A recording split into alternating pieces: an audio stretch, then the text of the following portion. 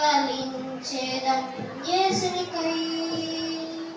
వేరుకాము ఎన్నడు ప్రభు యేసుని బాధింపం, తండ్రి సంతోషమును పరిపూర్ణం చేసెదం. వేరుకాము ఎన్నడు ప్రభు యేసుని బాధింపం, తండ్రి సంతోషమును పరిపూర్ణం చేసెదం. ద్రాక్ష